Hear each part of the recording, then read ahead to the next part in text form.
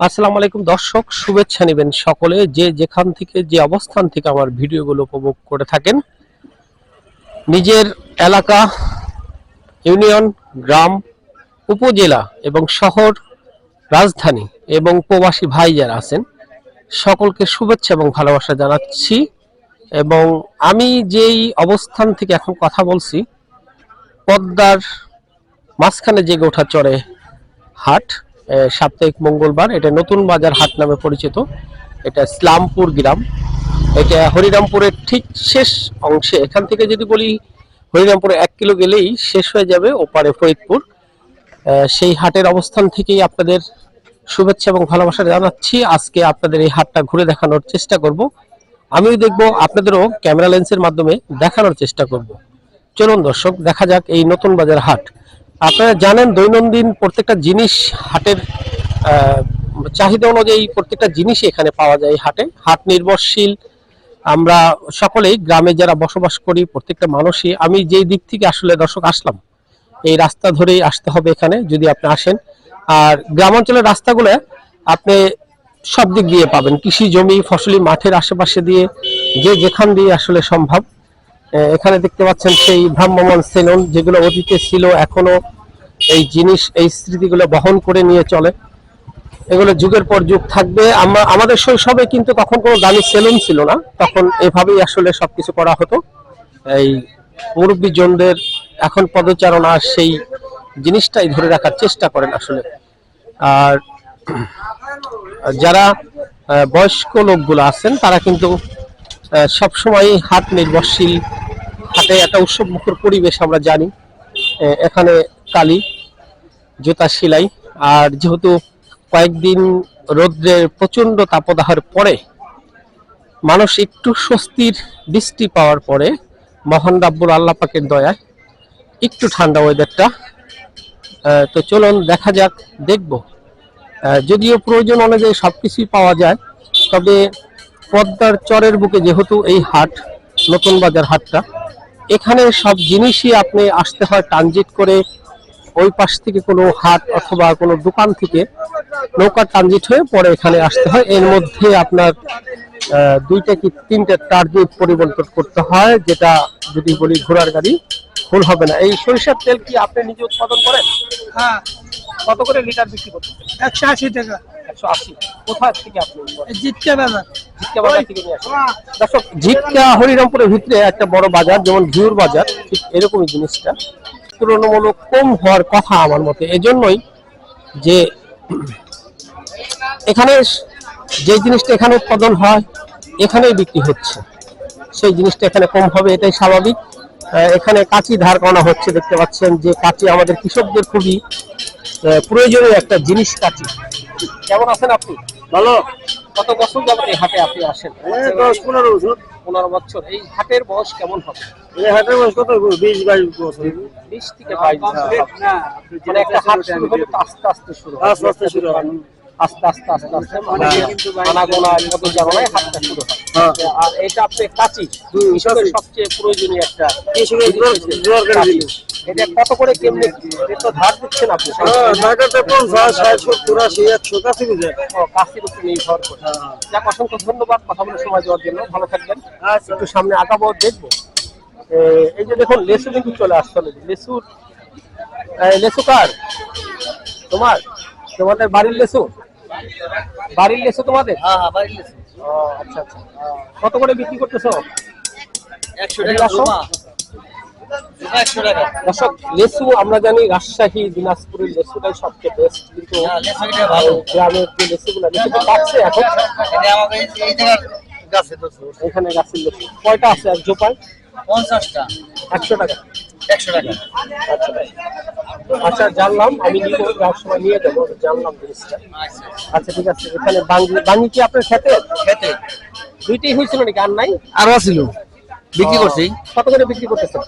নেবেন নাকি? দামটা একটু বলেন শুনি। নিব তো অবশ্যই। 100 টাকা পিস। 100 টাকা পিস। আচ্ছা।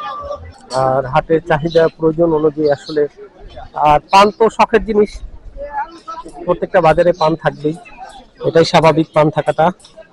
আমরা এই জিনিসটা জানি। পোশাক আমি আপনাদের বিভিন্ন বাজারে এই জিনিসটা দেখানোর চেষ্টা করছি। সবচেয়ে ফসল ধুন্দুল কি আপনার? হ্যাঁ আমার আপনার ক্ষেতের? হ্যাঁ আমার ক্ষেত্রে কত করে বিক্রি করতেছেন? 40 টাকা আর কেজি? কেজি। দর্শক, একটা জিনিস আপনাদের বলি, আমি বাজারের দামটা জেনে আপনাদের জানাই এজন্য। এই ধুন্দুল কিন্তু 60 টাকা 50 টাকা কেজি বিক্রি হয়, উনি এখানে 40 টাকা যাচ্ছে। এটা পদ্মার চরে নতুন বাজার নামে একটা হাট। এখানকার ট্রানজিট অনেক দূরত্ব হবে। ধন্যবাদ। ট্রানজিট একটু দূরত্ব হবে, এর জন্য দামটা একটু কম পাবেন এখানে। আমি আগেই বলছি যে এখানে সবজির দামটা অনেকটা কম পাবেন, অনেকটাই কম। এখন বাজারে সবজি কিনতে গেলে দেখা যায় 500 টাকার নিচে সবজি হয় না, যাদের বড় ফ্যামিলি। এই যে তার পুঁইশাক কত করে আটি? 20 টাকা 20 টাকা দিছে। 20 টাকা। উনি আসলে দেখাচ্ছে, উনি কথা বলতে পারে না। ধন্যবাদ। এই যে কলা দেখতে পাচ্ছেন একবারে করে।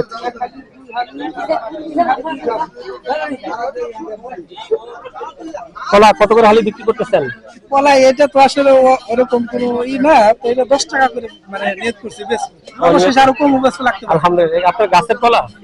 এটা আমি কিনে আনছি আর কি, তবে যার ক্ষেত্রে কিনছি হ্যাঁ হ্যাঁ। ওটা ভালো কলার টাকা রাখছে, কিন্তু এটার টাকা ওরকম ভাবে ধরে। আচ্ছা আচ্ছা, কোথেকে কিনছেন আপনি? এটা আমার মহল্লায় আছে, মানে টাকা এলাকাতেই রাখছে। কিনছেন। আচ্ছা, ধন্যবাদ, খুব সুন্দরভাবে বুঝিয়ে বলার জন্য ধন্যবাদ। আচ্ছা দর্শক, এদিকে একটু দেখবো যে আম কিন্তু অলরেডি চলে আসছে। এখানে আম একজন খেয়ে দেখছে যে কি অবস্থা।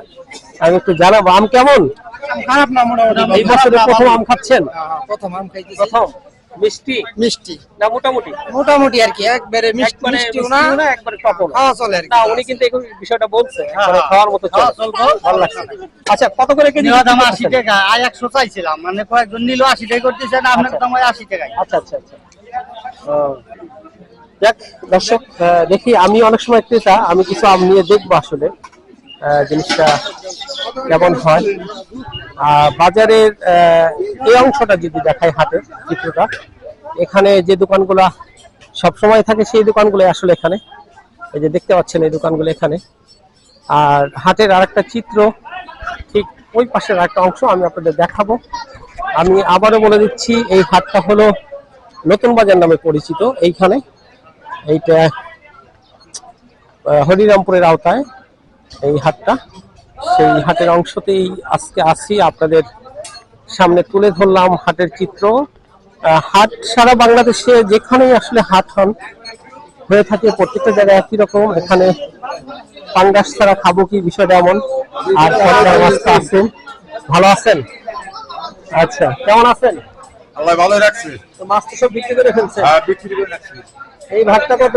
ওই বাক্স 800। আর একটু কমানো যাবে না? যাবো। তাহলে বরফ দিয়ে আমি কটা নিয়ে যাবো।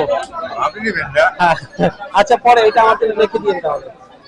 দর্শক, আসলে আমি পদ্মার যে মাছগুলা, এখানে এই পদ্মার টাটকা মাছ পাবেন, যেহেতু পাশেই পদ্মা। এখানে অনেক অনেক লোকের ভিড় এখানে। দেখি দেখি ভাই, একটু ভাই একটু দেখি। এই এখানে মাছ দেখতে পাচ্ছেন, চিংড়ি মাছ, চিংড়ি ওইখানে সাথে পরিচয় হয়ে গেল, দেখলাম। এই যে ছোট্ট হাট, চাহিদার সবকিছু এখানে পাওয়া যায়। তবে এইখানে এই নতুন বাজারের পাশাপাশি পাশে আরো কয়েকটা হাট আছে, যেটা সপ্তাহের অন্যান্য দিনও এখানে হয়। আজকে মঙ্গলবার, আজকের এইটার টাইম। ভগবান চর হাট নামে একটা হাট আছে, এখানে সবচেয়ে বড় হাট। আর পাশে আরো দুইটা। আমি যখন এইখানের অবস্থানে আসি ভিডিও করার জন্য, তখন আমি সবার কাছ থেকে জানতে পারছি বিষয়টা। যখন ওই বিষয়ের তথ্য ভিত্তিতেই আসলে আপনাদের সামনে কথাগুলো তুলে ধরা। আমি চেষ্টা করি আপনাদের গ্রামীণ প্রেক্ষাপটের এই জায়গাগুলো তুলে ধরার জন্য, আপনাদের স্মৃতিচারণ, স্মৃতিকাতর পরিবেশটা সামনে আনার জন্য। গ্রামীণ হাটের মানুষের পদচারণা সেই আগের অবস্থানে নেই, আমরা জানি।